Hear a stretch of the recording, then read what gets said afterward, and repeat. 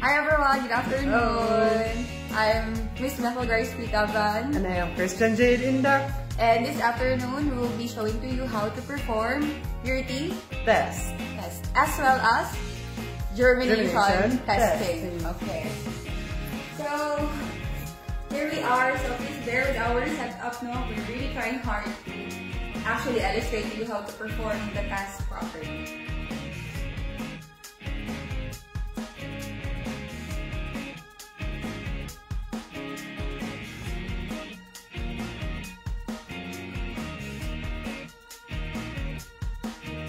So we have your seeds from a specified seed lot.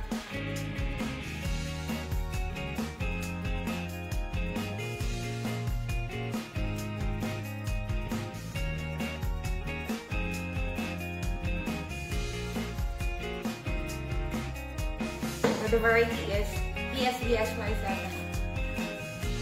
So we have here our seed. So we just place it on a surface, flat surface.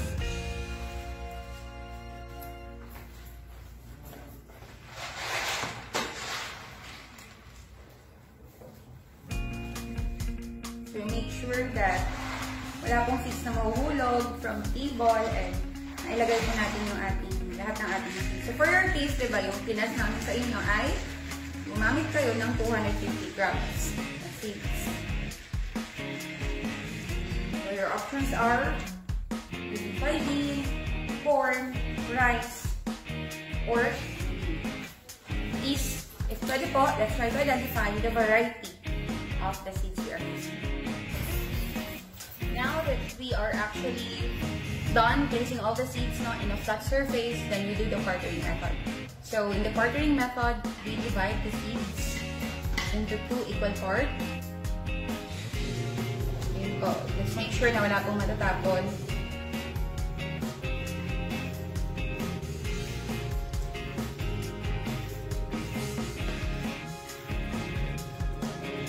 And then we are going to discard the other half. So we need our base seed.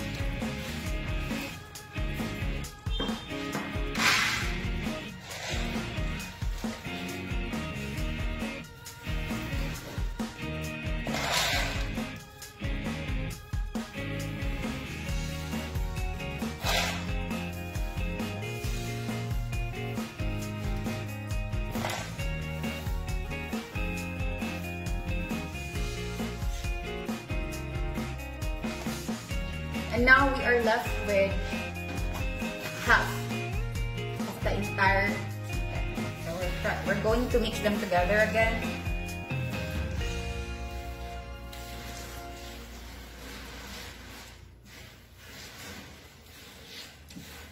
So after mixing, we're going to make sure that it's laid again on a flat surface.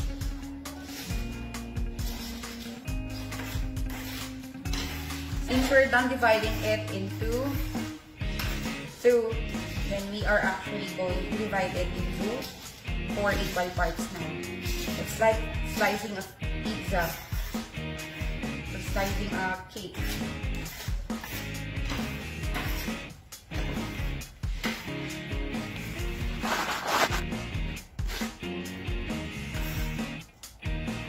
So let's divide it into 4.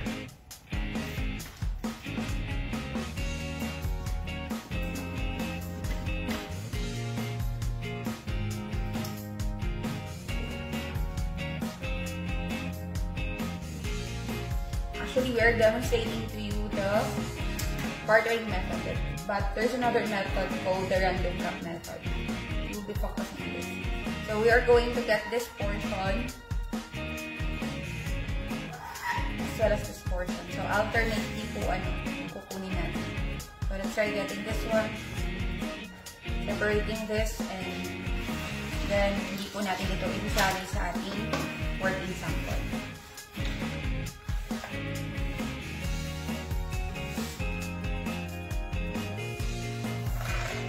Well as ito po.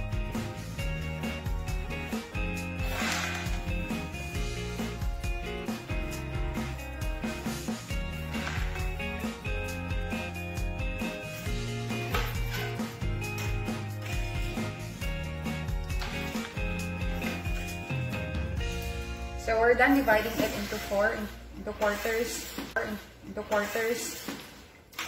Now let's divide this into 8. Let's mix them together and divide this by 8.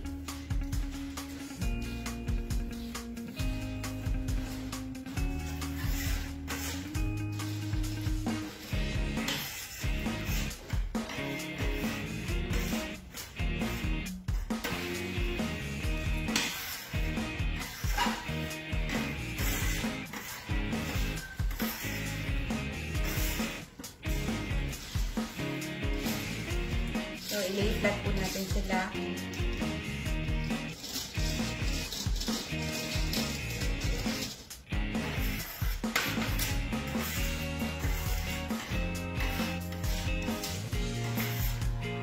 And divide this into 8.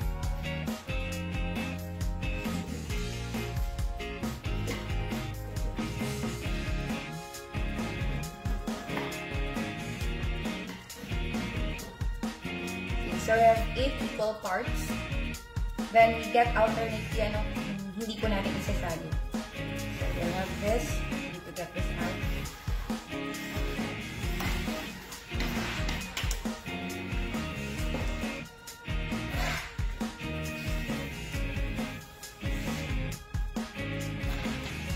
And as ito po.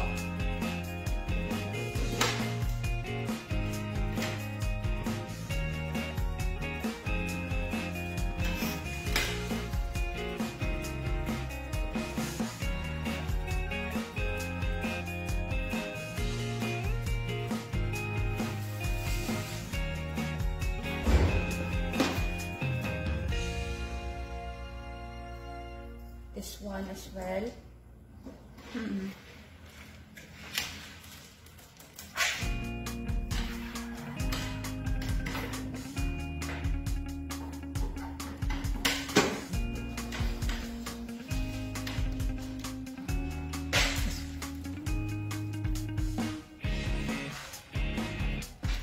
And this is the last part.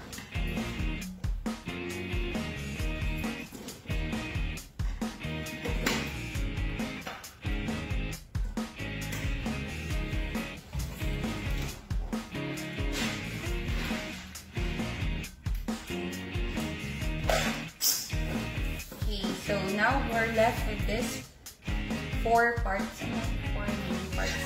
So we will mix all of this, and ito po yung ating gagamitin in our jelly steam.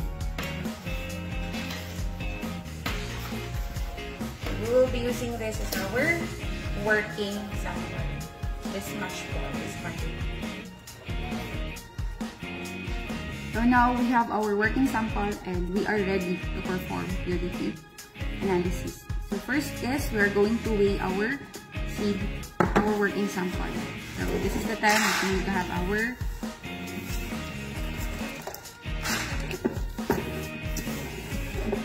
weighing scale. Pwede po yung digital na weighing scale. Pwede rin po kung ano lang yung available na weighing scales sa mga lugar nyo. If we're going to use weighing scale, then we need to weigh first the container, no?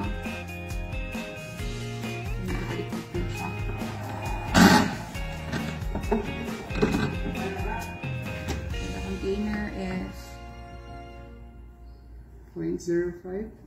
Okay, 0.05 po in terms of kilograms. So we could convert this after kilograms. So 0.05. Now we place our working sample. So it weighs 1.16. 0.16. So 0.16 minus 0.05, that is actually the weight of our working sample. So it's actually 0.11, no? 0.11 kilograms. So we need to convert this into grams. So since we already recorded that the weight of the container is actually 0.05 kilogram and the weight of the working sample inside the container is 0.16 kilogram. So the weight of our working sample is 0.11. So it's 0.11 kilograms. So we stick to the unit kilogram. Later on, we are going to convert this. So now is the high time for us to actually sort the seeds. So we need to use, if you have magnifying glasses or magnifying lens, especially if our seeds are very, very small, and we also need to use forceps. So let's start this. Let's separate this into 4 components. What are those components again, sir? We have the pure seed, the inert matter, other crop seed, and lastly, the weed seeds. So yun po yung ating mga components. So let's try. So let's start sorting now. So now let's start sorting the seeds. So we make sure that we are actually sorting the seeds into 4 components: the pure seeds, the other crop seeds, the weed seeds, at saka yung inert matter. For the pure seeds, we are going to sub-classify them into 2 components: the pure undamaged and the pure damaged seeds. This means that the seed analyst, or you being the analyst, should have a thorough knowledge of the characteristics of the seed we're actually testing. So for this experiment, we are actually using soybean. So we classify those seeds which are undersized, yung mga discolored, yung mga shriveled, broken seeds of more than 1/2 of their original size, or it could be distorted, as pure damaged seeds. But we should be mindful in also trying to know if the seed is discolored or not, because possibly the color of the seed is really like that because of the variety. So dapat alam natin talaga yung characteristic. For the other crop seeds, for this experiment, we've noticed that there are actually peanuts included, because we assume that for the case of this experimentation, our sample is actually crude or raw. For weed seeds naman, we could have the seeds of the weeds and tubers of plants considered as weed. Kaso for this experiment, wala po tayong nakitang weed seeds. So for your case, for your experimentation, baka meron po kayong mahanap na mga weed seeds. And for inert matter, so ito yung mga non-seed material in the sample. So ang mga examples po dito, yung mga seed-like structure ng mga weeds, pwede din ng mga glumes or mga stem, or di kaya naman yung mga other plant parts or dirt. So for our case, yung ating po na-observe ay ang stones and pebbles. Since we're done sorting, so let's weigh our individual components. We will use the same container that we have earlier, because we know that this is 0.05 kilograms. So let's start weighing. This is for the pure undamaged seed. So the pure undamaged seed is actually 0.09 kilogram. So we need to record that. We always need to have our paper and ball pen every time we will do this activity. So it's 0.09. And then we also need, of course, we need to keep this safe, because this pure undamaged seeds will become the source of the seed materials for our germination testing. And then you're going to weigh the other crop seeds. So for the other crop seeds, to weigh, it's about, okay. So for the other crop seeds, it's 0.01 kilogram.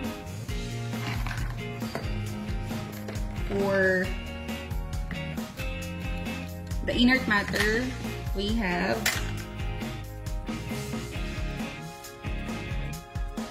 it's actually 0.001 kilogram.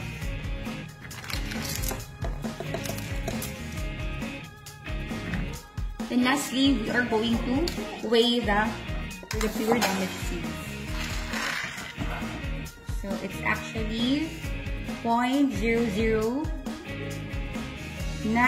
kilograms.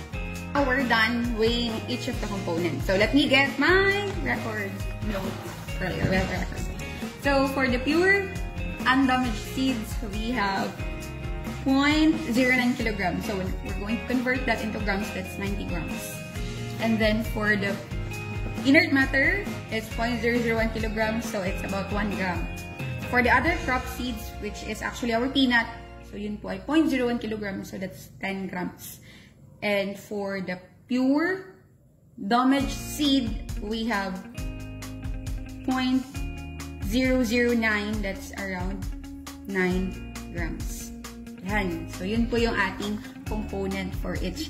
So, we know, dapat po mag-sum up po yung ating individual components to the earlier po. Di ba, winning natin siya bago natin siya sinort. So, kanina po, it's weighing 0.11 kilograms. So, kung i-add po natin lahat ng components, it's actually equal to 0.11.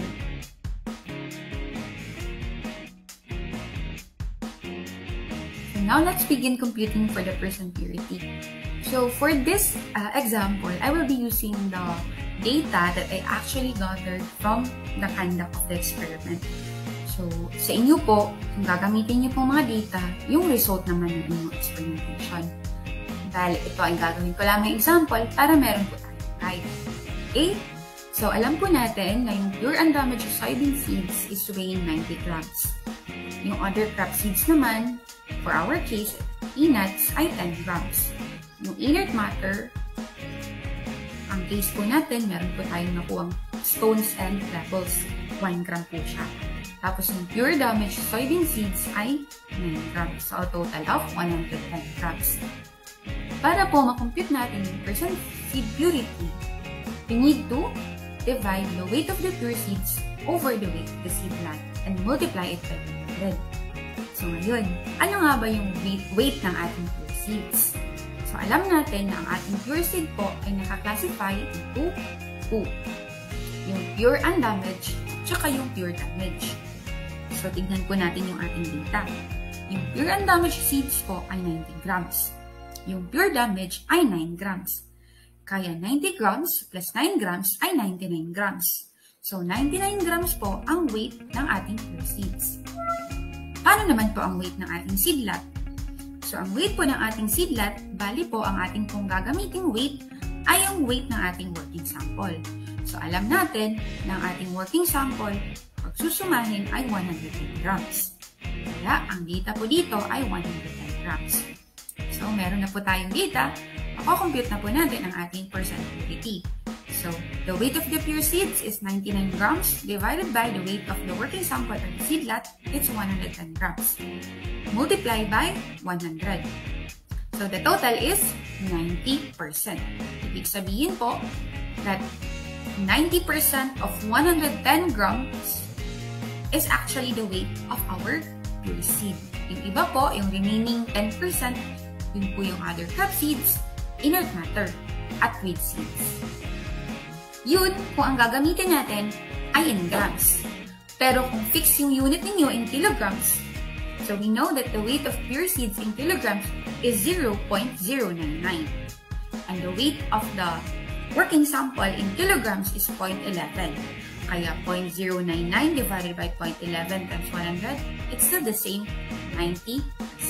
So I hope po, meron na kayong guide kung paano i-compute yung percent purity. So for this part naman, I will be sharing to you how to compute the percent purity of our crop of interest and also computing for the percentages of other components of our seed purity estimate. Kasi this is very useful in answering your first laboratory exercise. So we have here the data on the seed purity analysis of soybean. So ito po naman ay subject to changes kasi depende po kung ano yung crop na inyong gagamitin. Pwede po mung bean, corn, rice. Okay? So these are the components. So the pure seeds classified into undamaged and damaged seeds, other crop seeds, weed seeds, at saka inert matter. So alam nyo po na i-weigh nyo dapat yung individual components. So meron po ako ditong given data na ang ating pure seeds based po dun sa kinonduct kong experiment. Bali kayo po kung ano po yung magiging result ng inyong experiment, yun po yung inyong ilalagay dito. So, pure seeds, 99. Classified into 2. Ang undamaged ay 90 at ang damaged ay 9. Other crop seeds, yung peanut po natin, 10. Weed seeds, 0. Wala pa ako nakita. And inert matter, 1. total of 110 grams. So, kung kukunin po natin yung mga percentage nito, ito po yung ating magiging solution. Anchor din po on percent purity is equal to the weight of crop seeds divided by the weight of the seed sample times 100. So, later on po, ating pong ita-discuss kung paano nga ba ito. Okay. So, let's begin. Let's compute first for the percent pure seeds. So, the formula is the weight of the pure seeds must be divided over the weight of the seed sample and multiply it by 100. We know from our data that the weight of the pure seeds is 99 grams and the weight of the seed sample is 110 grams. So 99 grams divided by 110 grams times 100, the answer is 90%. Remember that the dividend and the divisor are having the same unit, kaya we are going to cancel out grams. Alam din po natin na ang ating percent pure seeds ay makakategorize pa natin siya into two.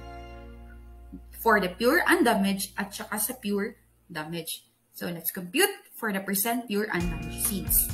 To get this, we need to divide the weight of the pure undamaged seeds to the weight of the seed sample and multiply it by 100. The weight of the pure undamaged seeds is 90 grams and the weight of the seed sample is 110 grams. So 90 grams divided by 110 grams multiplied by 100, the answer is 82%. After which, we are going to compute for the percent pure damaged seeds. To do this, we need to divide the weight of the pure damaged seeds over the weight of the seed sample and multiply it again by 100. We know from our experimentation, the data revealed na meron po tayong 9 grams as the weight of the pure damaged seeds. And the same, the weight of the seed sample is 110 grams. So 9 grams divided by 110 grams times 100, the answer is 8%. Notice that the percent pure undamaged seeds, when added with the percent pure damaged seeds, it should be equal to the percent pure seeds. Kaya, 82% plus 8% is actually 90%. If hindi po sila mag-e-equate, there's actually error along the way. So, you need to verify the weights of your component. Since we are done computing for the percent purity of our crop of interest, which is actually the soybean, let's proceed with computing for the percentages of the other components. So for the other crop seeds, weed seeds at saka for inert matter.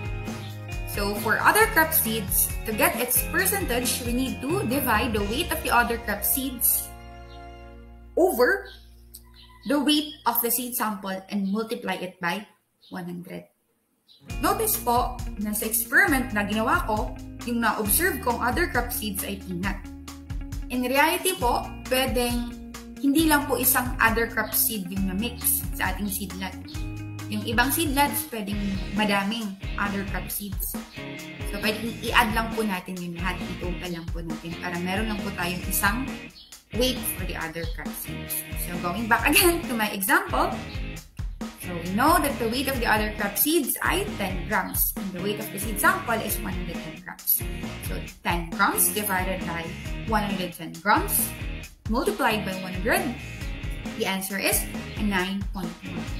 So, for the percent other crop seeds, it's actually 9.1%. For the percent of the weed seeds, so we need to divide the weight of the weed seeds to the weight of the seed sample and multiply it by 100. So, wala pa ako nakitang weed seeds kaya 0 gram. 0 divided by 110 grams times 100 is actually 0. So, 0%. For the inert matter, I've noticed that meron pong stones and pebbles.